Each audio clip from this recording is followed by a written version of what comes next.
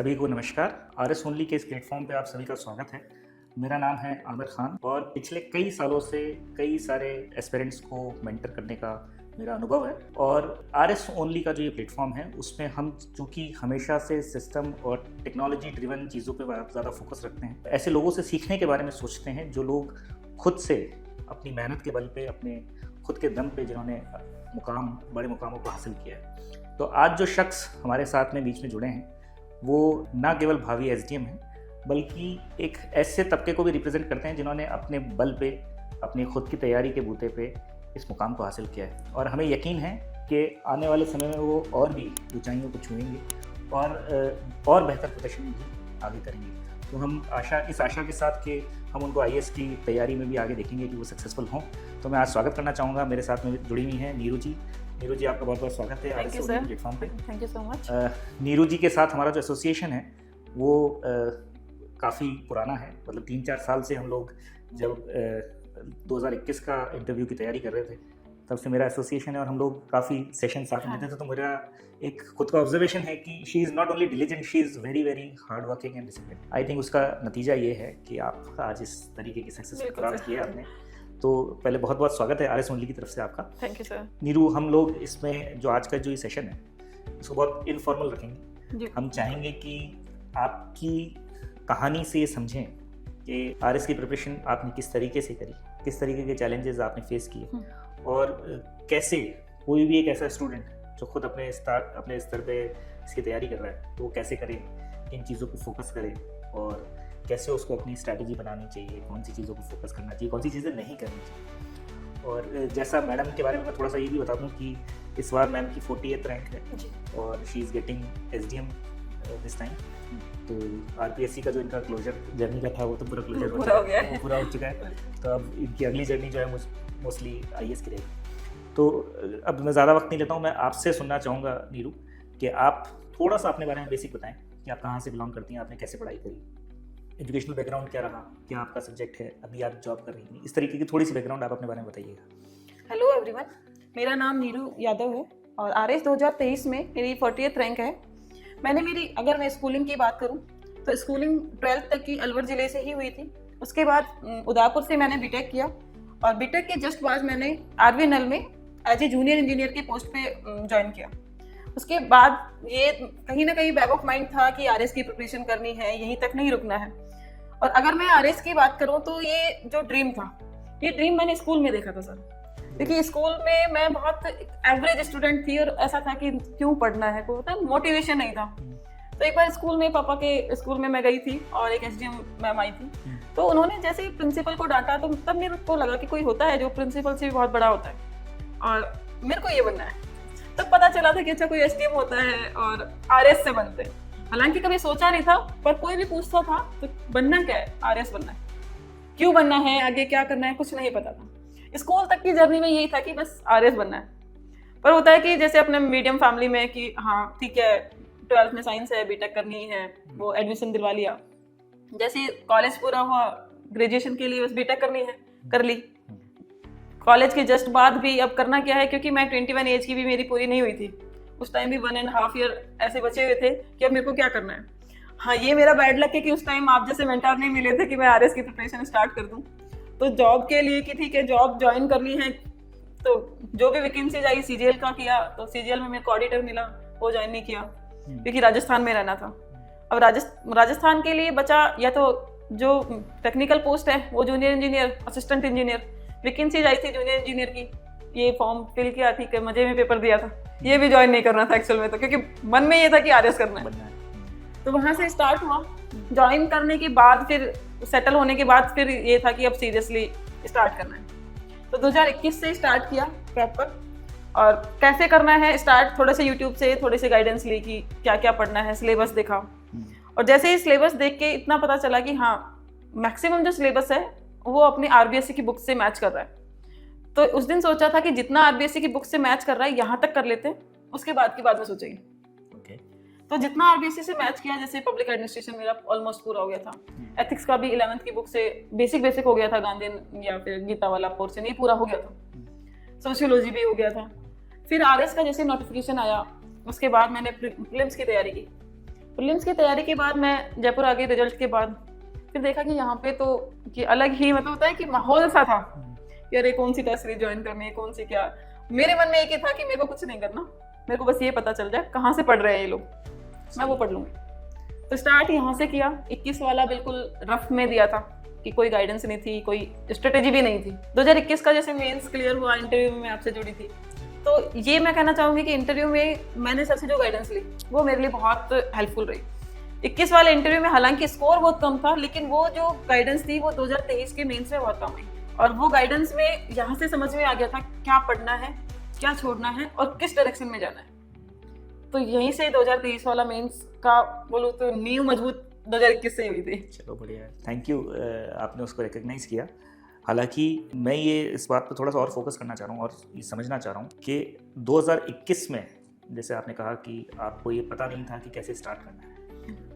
अब चूंकि आप उस जर्नी में बहुत आगे पहुँच चुकी हैं और जो फाइनल डेस्टिनेशन है वहाँ रीच कर चुकी हैं, तो अब जब आप पीछे देखती हैं तो अगर मान लीजिए किसी स्टूडेंट को जिसने आज तक कोई भी ना तो कोचिंग ली, ना कुछ शुरुआत की, ना उसको इस बारे में जानकारी, उसके मन में भी किसी स्कूल में जाके किसी एसडीएम ने उसको प्रिंसिपल ने डांटा और उसके मन में आ गया हो कि मेरे को एसडीएम बनना है। अब उस बच्चे के लिए, उस एस्पिरेंट के लिए, उसके लिए बेसिक फर्स्ट स्टेप क्या होना चाहिए? मतलब क्या उसको अगर अपनी शुरुआत करनी है तो शुरुआत कैसे करें? शुरुआत के लिए सर सबसे पहले तो जैसे मैंने ज्योग्राफी उठाई थी, क्योंकि मैंने एक किसी पॉडकास्ट पे सुना था किसी टॉपर का वीडियो कि अगर ज्योग्राफी आ गई तो सब कुछ आ गया। हालांकि उस दिन समझ में नहीं आया था कि क्यों बोला, ये पता चल गया था कि ज्योग्राफी पढ़नी है। हाँ, अब मैं बता सकती हूँ कि ज्योग्राफी आ गई तो वहाँ की हिस्ट्री और वहाँ की पॉलिटी वो क्लियर हो जाएगी। तो कोई भी अगर फ्रेशर है, कोई स्टार्ट कर रहा है, तो कोई भी रेफरेंस नोट्स ले या फिर आरबीएससी की बुक्स, वर्ल्ड ज्योग्राफी के लिए 11th की आरबीएससी की बुक सफिशिएंट है। ओके, तो मैंने वहीं से स्टार्ट किया था। कोई भी रेफरेंस नोट्स ले, बुक ले, ज्योग्राफी से स्टार्ट करे और उसके बाद हिस्ट्री और पॉलिटी वो अगर पैरेलल में चला है तो एक मेजर जो पोर्शन है वो कवर हो जा रहा है।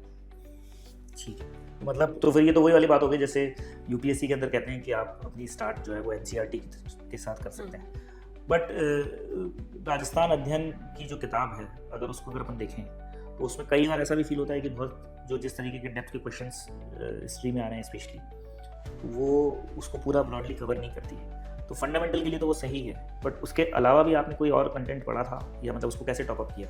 सर राजस्थान अध्ययन के साथ साथ जो राजस्थान की नई आरबीएससी की बुक्स आई है वो पूरा कवर कर रही है। तो राजस्थान हिस्ट्री के लिए राजस्थान अध्ययन को बहुत डेप्थ में पढ़ लो, जो कोर एरिया है उनको हाईलाइट करके रखो, क्योंकि हिस्ट्री के शॉर्ट नोट्स नहीं बनाए जा सकते, मॉडर्न में एक बार फिर भी बना लेंगे, लेकिन राजस्थान हिस्ट्री बहुत बड़ी है। तो वहाँ राजस्थान हिस्ट्री में अपनी लैंग्वेज को जैसे जैसे पढ़ते हैं उसको लैंग्वेज को मेंस के पेपर के अकॉर्डिंग सेट करना है। पढ़ना ही ऐसे है कि मेंस का अपन आंसर राइटिंग कर रहे हैं।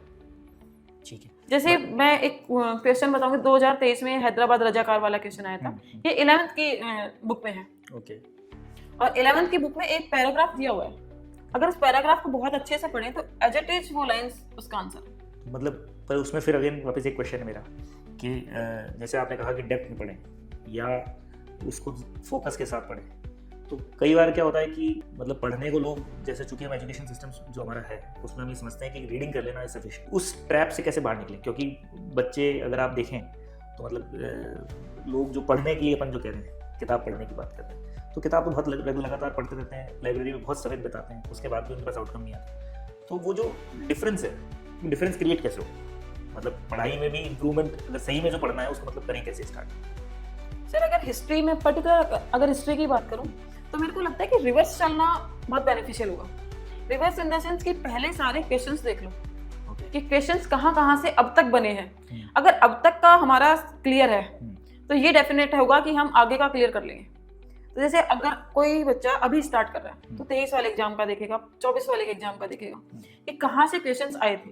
अगर क्वेश्चंस पता है और फिर हम हिस्ट्री को उठाते हैं तो हमारा ऑटोमेटिक ध्यान उस वाले पोर्शन पे तो जाएगा कि यहाँ से क्वेश्चन उठे, तो ये एक ब्रीफ हो जाएगा कि ऐसे ऐसे क्वेश्चंस बने हैं और यहाँ से आए हैं, तो उसके आसपास वाले एरिया पे वो ऑटोमेटिक फोकस होगा।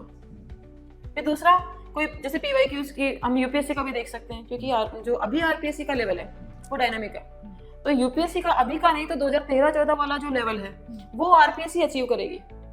तो अगर 2013-14 वाला लेवल हम ले आए आरपीएससी में भी और रिवर्स में चले, पहले पीवाईक्यूज देखें फिर हम एनसीईआरटीज पढ़े, तो मेरे को लगता है कि बेटर वे में वो कवर कर पाएगा और एक एनालिटिकल अप्रोच वहीं से डेवलप हो जाएगी। हम भी हमारे यहाँ पे जो अभी प्रोसेस अपन जो डिस्कस कर रहे थे बिफोर दिस, उसमें क्लोजर लूप का एक हमने कॉन्सेप्ट दिया है। उसमें हम यही कर रहे हैं कि जो प्रीवियस ईयर क्वेश्चंस हैं उन क्वेश्चंस के बेसिस पे एनालिसिस करने पड़े और उन एनालिसिस के बेसिस पे हम नोट्स बना रहे हैं कि अगर आपको मान लीजिए फॉर एग्जांपल अगर हिस्ट्री में कोई चीज़ पढ़ रहे हैं तो कौन से एरिया पे फोकस है और उसमें फोकस है तो किस तरीके की चीज़ पे फोकस है।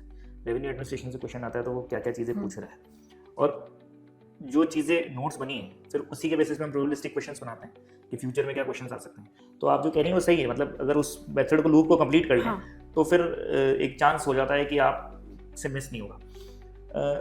पीवाई के एनालिसिस की भी अगर आपने बात करी कि जिस पीवाई का एनालिसिस बहुत इंपॉर्टेंट रोल प्ले करता है, आपको मतलब ये तो हुआ कि जैसे आपने स्टार्ट कैसे किया, फिर सोर्सेज की बात आपने बताई कि स्टैटिक बुक्स जो है स्पेशली राजस्थान बोर्ड वाली को पढ़ ली। इसके अलावा अगर मैं बात करूँ नोट्स की, तो नोट्स बनाने का क्या अप्रोच था एक तो ये बताइए, और दूसरा जैसे आप कह रहे थे कि अब जो सब्जेक्ट है वो डायनेमिक होता जा रहा है, तो दूसरा क्वेश्चन मेरा रिलेटेड है करंट अफेयर्स से, क्योंकि यूपीएससी में तो क्या है कि हम लोग वी आर वेरी फोकस्ड और हमारे को पता होता है कि भाई आपको करंट अफेयर्स पढ़ना है, फिर करंट अफेयर्स से स्टैटिक भी जाना है।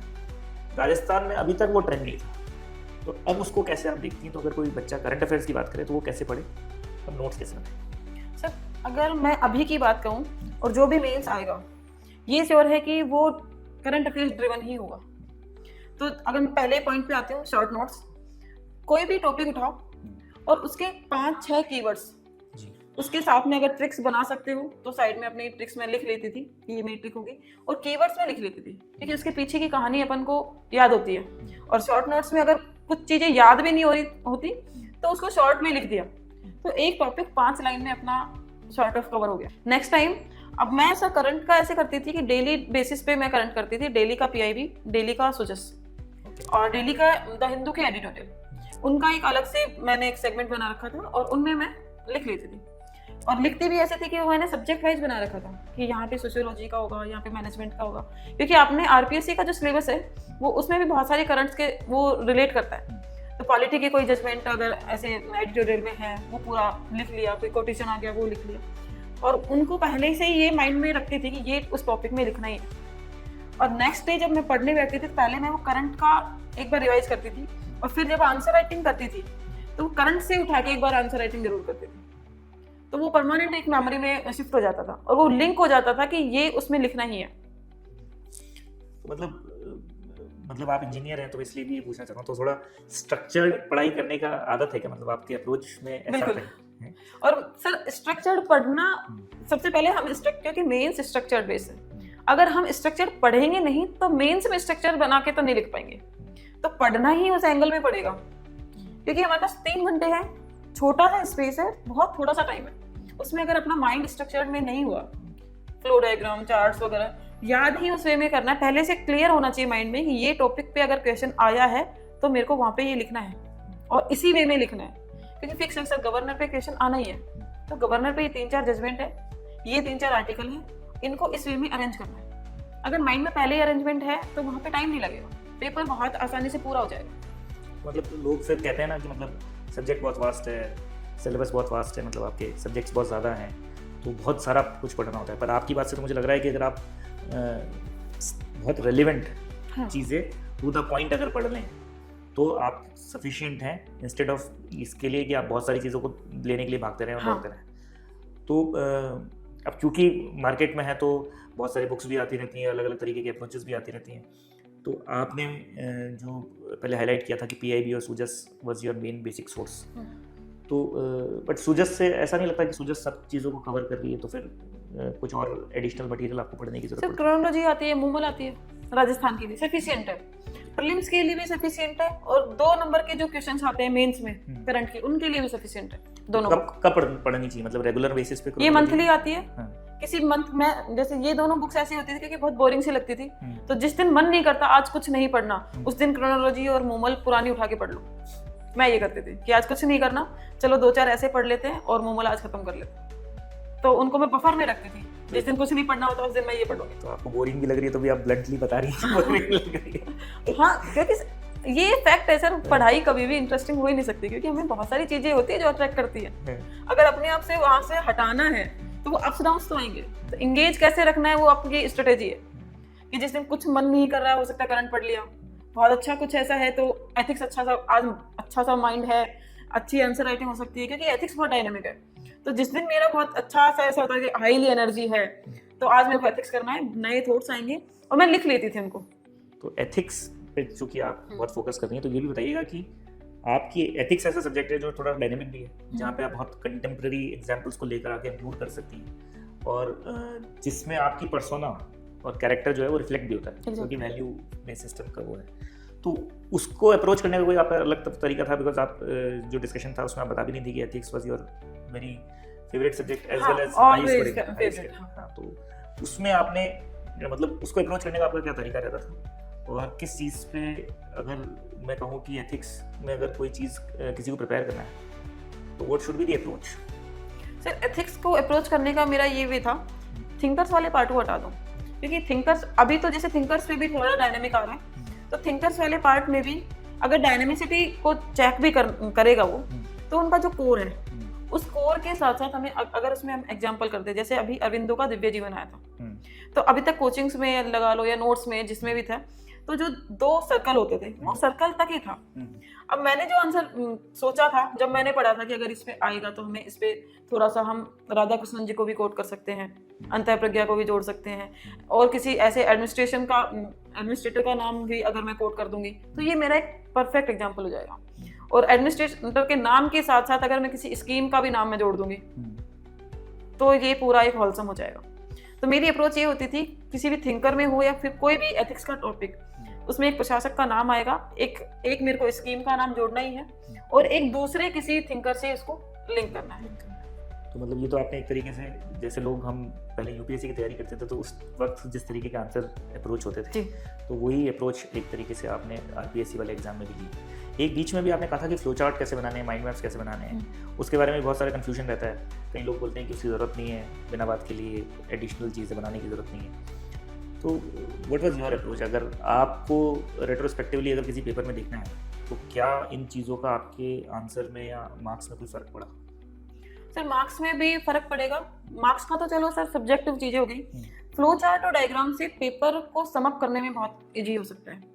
दूसरा, अगर जैसे कोई क्वेश्चन है जिसमें हमारे पास बहुत सारे पॉइंट्स हैं, जैसे न्यू पब्लिक एडमिनिस्ट्रेशन हो गया, न्यू पब्लिक मैनेजमेंट में 10 हमारे पास जो उनके थॉट्स हैं क्रिस्टोफर हुड के जो हमें लिखने होते हैं, अब 10 लाइन में अगर एक लाइन में तो उनको हम एक्सप्लेन कर नहीं सकते, तो वहां पे फ्लो चार्ट बहुत काम आएगा। अगर क्रिस्टोफर हुड पे क्वेश्चन आया और 10 तो उसके पॉइंट हो गए, थोड़ा सा अगर इंट्रोडक्शन और कंक्लूजन, मतलब शॉर्ट ऑफ हमें स्पेस ज़्यादा चाहिए, तो जहाँ स्पेस ज़्यादा चाहिए और हमें कम लिखना है, कम में ख़त्म करना है, तो वहाँ पे सर फ्लो चार्ट का जरूरत होगी। अननेसेसरी ये कह सकते हैं कि जहाँ पे जैसे एथिक्स में लगा लो या फिर हिस्ट्री में नहीं बनाना, क्योंकि हिस्ट्री के क्वेश्चंस अभी जितने 2 साल के आए हैं उनमें मुझे नहीं लगता कि फ्लो चार्ट की जरूरत होगी। आपने पेपर 1, पेपर 2, पेपर 3 के बारे में बताया। मैं एक बार आपसे ये भी कहना चाहूँगा या मतलब पूछना चाहूँगा कि पेपर 4 के बारे में बहुत यहाँ स्टूडेंट्स के मन में बहुत ये रहता है कि पेपर 4 जो है वो सबसे स्कोरिंग है, उसकी बहुत प्रैक्टिस करने की ज़रूरत है। मैंने देखा है कि कई लोग तो स्पेसिफिकली पेपर 4 की ही कोचिंग्स करते रहते हैं, मतलब टेस्ट सीरीज लगाते हैं। तो उस पर आपका टेक क्या है? मतलब बिकॉज अभी का जो ट्रेंड देखें, इस बार का भी मेंस का मार्क्स देखें तो आरपीएससी ने मेंस के मार्क्स को डिक्लाइन किया है, बहुत ज़्यादा रिस्ट्रिक्ट किया है। तो उसके हिसाब से पेपर, ये अजम्पशन है कि पेपर 4 जो होगा वो भी ऑब्वियसली कम हो ही होगा। बिल्कुल। तो जो ये ओवर फोकस है पेपर 4 पे, तो उसके बारे में आपकी क्या स्ट्रैटेजी थी और आपका क्या कहना है? सर पेपर 4 में ये कह सकते हैं कि जो एक एवरेज बच्चा है, क्योंकि हिंदी बचपन से पढ़ते आ रहे हैं, तो ये लगा लो कि एक इजी सब्जेक्ट हो जाता है, इसलिए थोड़ा स्कोरिंग भी है। अब मेरी इंग्लिश अच्छी रही है क्योंकि मैंने सीजीएल भी पहले किया था, तो इंग्लिश का तो मैंने कभी पढ़ा नहीं। हिंदी में ये था कि 1.5 घंटा फिक्स है ग्रामर का देना है, 1-2 कोटेशंस डेली लिखने हैं, क्योंकि हिंदी की मेरी एक अलग नोटबुक हुआ करती थी जिसमें ऐसे कि हर एक टॉपिक पे 4-5 कोटेशंस अगर हम याद कर लें तो वहाँ 2-3 याद आ जाएंगे, 3 तो हमें लिखने ही होते हैं। तो मैंने ऐसे ही किया था। लंच के बाद जब मैं स्टार्ट करती थी, क्योंकि एनर्जी कम होती है, तो मैं अपनी फ्लो ऑफ एनर्जी के अकॉर्डिंग मैं सब्जेक्ट्स को अरेंज करती थी। तो जब एनर्जी बिल्कुल ऐसे ही कि अभी नींद आ रही है या फिर कुछ नहीं करना, तो हिंदी उठा के बैठो और ऐसे के 4-5 कोटेशंस टॉपिक वाइज मैंने लिख लेती थी, और मैं उनको डेली बेसिस पे एक बार रिवाइज कर लेती थी। तो ये मतलब सोर्स क्या होता था, मतलब इनका कहाँ से आपके पास आते थे और कैसे डिसाइड करती थी कि पुराने सब जो यूपीएससी के पेपर्स होते थे हाँ। वहां से उठा लिए, और यूपीएससी टॉपर्स की कॉपीज, ओके मैंने ऐसे लिखना यूपीएससी टॉपर्स की कॉपीज से सीखा है। ओके क्योंकि आरएस में हमें बहुत ज्यादा एक ऐसे वास्ट एक्सपीरियंस नहीं मिलता है और ना हमारे पास इतना स्पेस होता है। तो यूपीएससी की कॉपीज मैंने देखी थी हिंदी मीडियम वालों की, और वहां से कैसे स्टार्ट किया है उन्होंने, क्या क्या क्वेश्चंस यूज किए हैं, कौन कौन से टॉपिक पे क्या उन्होंने लिखा है, तो वहां से मैं कॉपी करके और जो मेरे को अच्छा लगता था वो मैं अपने नोट्स में कर लेती थी अटैच। तो आप जैसा मुझे याद है कि आप you are also working, you are attempting the exam, तो ये मैनेज कैसे होता था, मतलब जॉब भी है एक तरफ और बाकी आपका ऑफिस भी है, तो एक तो कितना डिफ़िकल्ट होता है, और अगर कोई ऐसा अपने जॉब के साथ में तैयारी करना चाहता है तो उसको क्या करना चाहिए? सर जॉब के साथ इतना ही डिफिकल्ट है, सबसे बड़ा जो मैं बोलूँ डिफिकल्ट पॉइंट सोसाइटी से थोड़ा सा कट होना, क्योंकि जॉब के अलावा जो हम टाइम देते हैं सोसाइटी को, फैमिली को, तो मेरा वो जो टाइम था वो वहाँ से कट हो चुका था। सोशल मीडिया बहुत रेयरली यूज होता था, फोन बिल्कुल ऐसे कट ऑफ ही हो चुका था, और जॉब के साथ ये कह सकते हैं कि टाइम कंस्ट्रेंट तो बहुत होता है। जहाँ दिन में हम 10-12 घंटे पढ़ सकते हैं वहाँ हमें 6 से 7 घंटे ही हार्डली मिलते हैं, तो ये एक है। और मेरी स्ट्रेटेजी ये होती थी कि जॉब के साथ मैं अपना ऑफिस आवर्स में करंट अफेयर्स पूरा करने की कोशिश करती थी कि करंट मैं वहाँ से पूरा कर लूँगी, सुबह 3-4 घंटे में निकाल लूँगी, एक पेपर हो जाएगा, और सेकंड सब्जेक्ट में रात को 3-4 घंटे में कर लूँगी।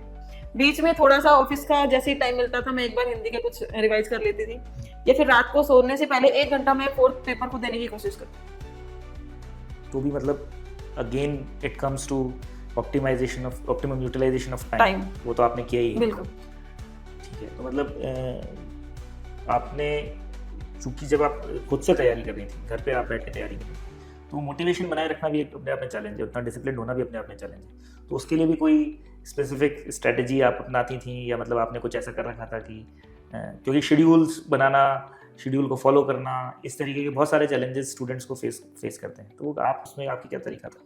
चल मोटिवेशन में तो मेरे को लगता है कि मेरे पेरेंट्स का बहुत ज़्यादा सपोर्ट रहा है, क्योंकि मेरी मम्मी की हिंदी बहुत अच्छी रही है, और मैं एक बार ये यहाँ पे मेंशन भी करना चाहूँगी कि हिंदी में मेरी मम्मी ने बहुत हेल्प की, मतलब जहाँ पे, क्योंकि मेरे को मात्राओं का और इन सब का बहुत ज़्यादा अशुद्धियाँ होती थी, तो मैं लिखती थी तो एक बार मम्मी को जरूर भेजती थी इसमें क्या क्या चेंजेस होंगे, क्या क्या, तो वहां से मतलब क्रिटिकली एग्जामिन होके आता था कि यस यहाँ पे तो गलत है। अगला पॉडकास्ट आंटी के साथ करना चाहिए। बिल्कुल।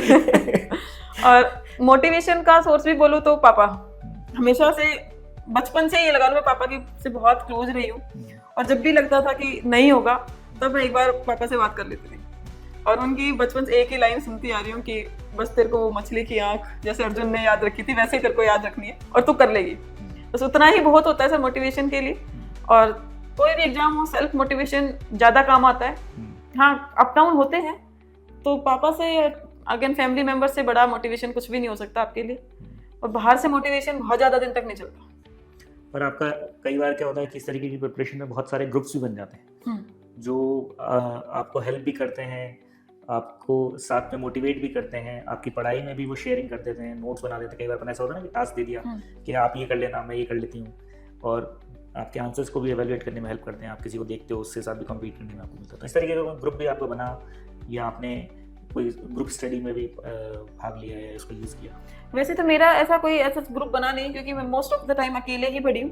हालांकि लाइब्रेरी में जो आसपास लोग बैठते थे कभी ऐसे डिस्कशन हो जाता था, जितनी भी ट्रिक्स होती थी, कोई आंसर जैसे इसकी ट्रिक मैंने बनाई है, किसी और ने दूसरी ट्रिक बनाई है, तो ट्रिक शेयर होती थी कि इस आंसर को हम ऐसे ट्रिक से याद कर सकते हैं, तो वो एक यूजफुल था कि हाँ ट्रिक से थोड़ा जल्दी याद हो रहा है।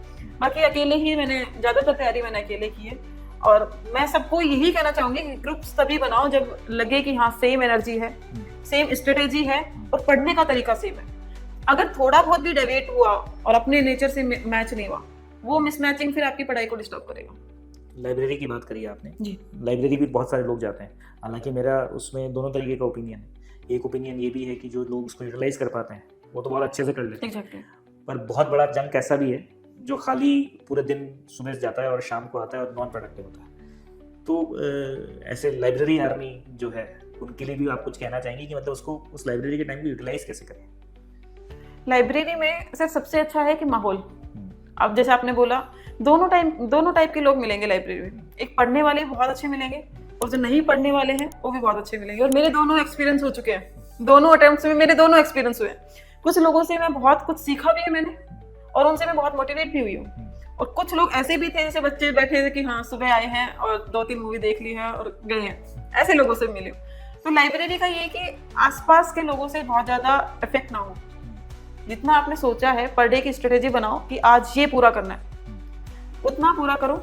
अगर लगे कि साइड में सेम अपने ही फील्ड का कोई है और तैयारी कर रहे हैं, उसमें भी ये लगे कि सच में कोई बहुत अच्छा कर रहा है, टेस्ट कॉपीज देखो उसकी, या जैसे कोई आंसर राइटिंग कर रहा है वो देखो। अगर लगे कि सच में अच्छा कर रहा है तो आप ग्रुप स्टडी में जाओ, अदरवाइज अकेले पढ़ो, क्योंकि अकेले पढ़ना भी मुझे ऐसा लगता है कि ज्यादा बेनिफिशियल होगा रादर देन वो डिस्टर्बिंग एनवायरनमेंट से। तो मैं एक मतलब we are moving towards the last phase of the interview. I just want to focus on one more thing कि जैसे अभी हम करंट अफेयर्स की बात कर रहे थे, इसमें आपने कहा कि पीआईबी और जो बेसिक गवर्नमेंट के सोर्सेज हैं उसको पढ़ें, तो गवर्नमेंट की वेबसाइट्स और इस तरीके की चीज़ों को भी आप फॉलो करती थी? हाँ सर, जब मैं फ्री होती थी, क्योंकि अपना जो सिलेबस आरएस का जो सिलेबस है, जितने भी टॉपिक्स हैं, जैसे लोकायुक्त हो गया, सूचना आयोग हो गया, आरपीएससी हो गया, तो जो वेबसाइट पे नया अपडेट होता था उसको मैं लिख लेती थी। ओके। क्योंकि प्रीलिम्स में ये बहुत हेल्पफुल है, मेंस में तो हालांकि इतना नहीं है। तो वेबसाइट देखना ये प्रीलिम्स तक, क्योंकि क्वेश्चंस वहीं से आएंगे जो राजस्थान पॉलिटी के जो क्वेश्चंस है, और जो नए क्वेश्चंस उठ के आते हैं, जो कमेटी के हो, अगेन डेट्स वगैरह कुछ हो, जैसे राज्यपाल की वेबसाइट से क्वेश्चन आया था 2021 का क्वेश्चन था, तो वो सारे वेबसाइट से आते हैं। तो प्रीलिम्स तक वेबसाइट देखना अच्छा है। अगेन करंट का अगर मेंस में देखें तो पीआईबी डेली बेसिस पे सुजेस हो गया, और कोई भी कोचिंग की वेबसाइट देख लो यूपीएससी का, तो वहां से कवर हो जाए। आपने बीच में अभी थोड़ी देर पहले जो बात हो रही थी उसमें बताया भी था कि आप prelims one of the prelims toppers भी रही हैं एक तरीके से, मैं कहूँगा। एग्जैक्टली 140 मार्क्स आपको 2021 में थे। हाँ, 142 मार्क्स आपको 2021 में थे, और 110 मार्क्स आपको 2023 वाले में भी थे। हाँ, 109। तो मतलब प्रीलिम्स जो कि सबसे ज़्यादा टफ, अगर स्टैटिस्टिकली अगर अपन कहें, क्योंकि वो फिल्टर बड़ा है, तो जिसमें 5.5 लाख लोगों में से लगभग 20,000 लोग ही सिलेक्ट हो रहे हैं, तो वो क्या है कि एक तरीके का साइकोलॉजिकल वो भी बना देता है, प्रेशर भी क्रिएट करता है। तो प्रीलिम्स के लिए कोई स्पेसिफिक स्ट्रेटजी आपकी है क्या? सर प्रीलिम्स में बेसिक जो सबसे स्कोरिंग है वो साइंस, टेक, मैथ्स और रीजनिंग है। Because you are an engineer. अगर कोई टेक्नोलॉजी वाले फील्ड से नहीं है, उसके लिए हो गया पॉलिटी और ज्योग्राफी, क्योंकि ये दोनों बहुत अच्छा स्कोरिंग करते हैं। और फिर मैं यही कहूँगी करंट अफेयर्स, तीसरा पार्ट आता है, लगभग 15 से 18 क्वेश्चन आते हैं करंट अफेयर के।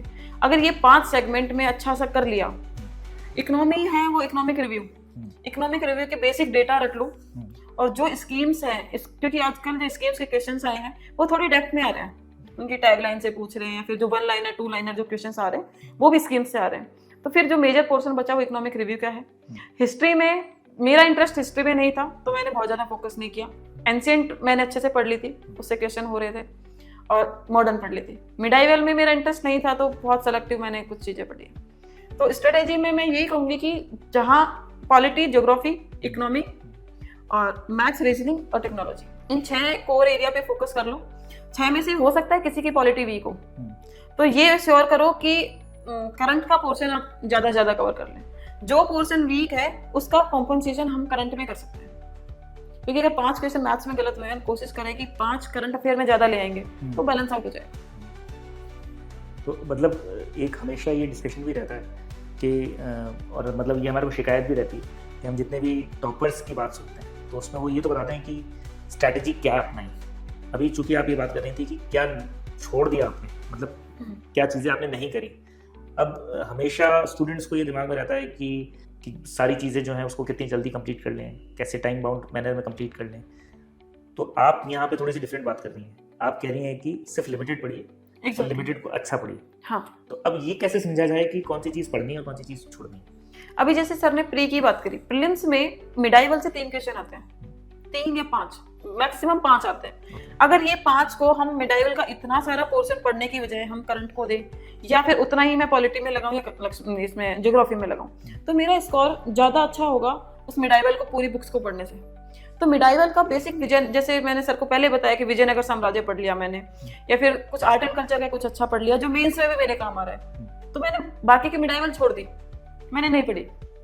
अगर मेंस में मैं बात करूं मॉडर्न इंडिया की, मॉडर्न इंडिया में मैंने मेजरली गांधी के बाद का मैंने पूरा पढ़ लिया। पहले 1905 के आसपास की कुछ घटनाएं पढ़ ली, अब वो घटनाएं हैं और बाकी का पूरा समझ लिया, तो कुछ अगर एग्जाम्पल्स याद हैं तो हम उसको कवर कर सकते हैं। तो आपका मेंस का तो कम से कम कवर हो ही जाएगा। हाँ ठीक है, ये तो आपने मेंस को तो बहुत एलाबोरेटिवली बताया कि कैसे अप्रोच करना चाहिए, प्रीलिम्स के बारे में भी चर्चा हुई। अब जो फाइनल फेज है जहाँ पे क्वेश्चन भी आपके लिए डिजाइन है और आंसर्स भी आपके अपने हैं, तो जो इंटरव्यू के आपके एक्सपीरियंस रहे दोनों 2021 का और 2023 का, उसमें क्या डिफरेंस था बेसिकली, और आपकी अप्रोच में क्या डिफरेंस हुआ? 2021 वाला जो मेरा इंटरव्यू था उसमें हालांकि मेरे 47 मार्क्स थे और मेरा पूरा टेक्नोलॉजी पे चला था, ऑटोमोबाइल, और ऑटोमोबाइल में भी एक सेगमेंट एयर बैग। ओके, तो वो ये कह सकते हैं कि बस उसी पे 20 से 25 मिनट मेरे। ऑटोमोबाइल इंजीनियर है क्या? नहीं, उस दिन शायद कोई एक्सीडेंट हुआ था और वो सर वहाँ से क्लिक हुआ, तो उसमें तो मेरे को बहुत ज्यादा कुछ बोलने का भी मौका नहीं मिला और 20-25 मैंने सॉरी बोले थे कि सर नहीं आता, क्योंकि ऑटोमोबाइल में अब नहीं ब्लफ भी नहीं कर सकते और आइडिया भी नहीं था। वहां से ये एक्सपीरियंस हो गया था कि इंटरव्यू को कहाँ से हम थोड़ा सा ड्राइव कर सकते हैं खुद से। अगर थोड़ा सा स्टार्टिंग अच्छी हो जाए तो बाकी इंटरव्यू हम अपने अकॉर्डिंग चला सकते हैं।